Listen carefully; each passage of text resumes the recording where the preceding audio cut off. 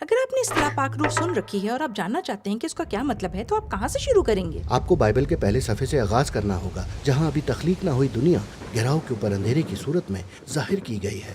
گہراؤ کے اوپر خدا کی روح جنبش کرتی ہے تاکہ اس میں زندگی، ترتیب اور خوبصورتی لائے۔ لیکن خدا کا روح کیا ہے؟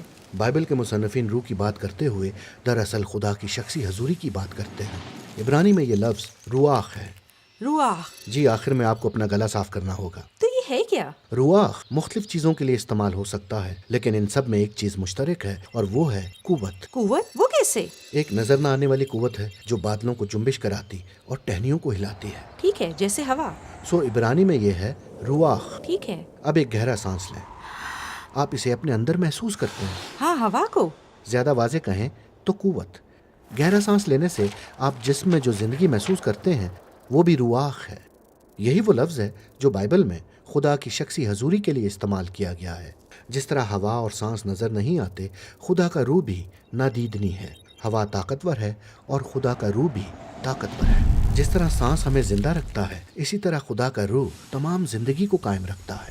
ہاں، رواخ۔ جب ہم بائبل کی کہانی میں آگے بڑھتے ہیں تو ہم دیکھتے ہیں کہ خدا کا رواخ لوگوں کو خاص کام کرنے کے لیے طاقت دیتا ہے۔ پہلا شخص جس کے ساتھ یہ تجربہ ہوا وہ ہے یوسف۔ خدا کی روح نے اسے اس قابل کیا کہ وہ خوابوں کو سمجھے اور ان کی تعبیر کرے۔ اور پھر یہ ایک شخص بزلیئیل پر آیا جو ایک ہنرمند فنکار تھا۔ خدا کی روح نے اسے حکمت اور ہنر کی قوت دی، اسے تخلیقی صلاحیتوں سے نوازا تاکہ خیمہ اجتماع میں خوبصورت چیزیں بنا سکے۔ ہم خدا کے رواخ کو کچھ اور لوگوں کو قوت بخشتے دیکھتے ہیں جنہیں ہم انبیاء کہتے ہیں۔ وہ جو کچھ تاریخ میں ہوا اسے خدا کی نظر سے دیکھنے کے قابل ہوئے۔ یہ بالکل درست ہے، اور انبیاء کی نظر سے اصل مسئلہ یہ ہے کہ اگرچہ خدا کے روح نے ایک خوبصورت دنیا تخلیق کی، تاہم انسانوں نے شریر سے شکست کھائی۔ انہوں نے بے انصافی کے ذریعے اس میں ابتری اور ویرانی پھیلا دی۔ ایک نئی قسم کی ابتری۔ ہاں، اور انبیاء نے کہا کہ روح آئے گا جس طرح پیدائش کے پہلے باب میں ہے، لیکن اب وہ انسانی دل کو تبدیل کرے گا اور لوگوں کو قوت بخشے گا کہ وہ خدا سے اور ایک دوسرے سے حقیقت میں محبت رکھیں۔ خدا کی روح کا یہ نیا کام کس طرح وقوع پذیر ہوگا؟ صدیاں گزرنے کے بعد ہم یسوع سے متعارف ہوتے ہیں۔ اس کے مشن کے آغاز میں ایک خوبصورت منظر ہے جہاں یسوع دریائے یردن کے پانی میں بپتسمہ لیتا ہے۔ ہاں، آسمان کھل جاتا ہے اور خدا کا روح نازل ہوتا اور اس پر پرندے کی مانند ٹھہرتا ہے۔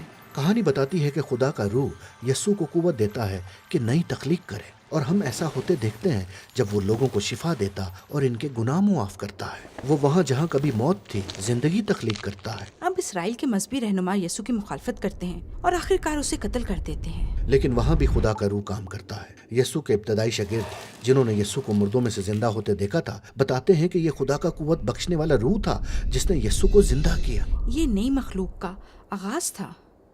ہاں، اور یہ آج بھی جاری ہے۔ جب یسوع اپنے قریبی پیروکاروں پر ظاہر ہوا تو اس نے ان پر پھونکا اور کہا، پاک روح لو۔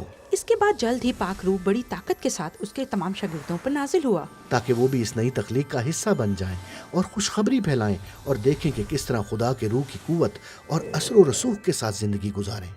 اور آج بھی پاک روح تاریک جگہوں پر جنبش کرتا ہے۔ ہاں، وہ لوگوں کو یسوع کی طرف لے جاتا، ان کو تبدیل کرتا اور قوت بخشتا ہے کہ وہ خدا اور دوسرے لوگوں سے محبت رکھ سکے۔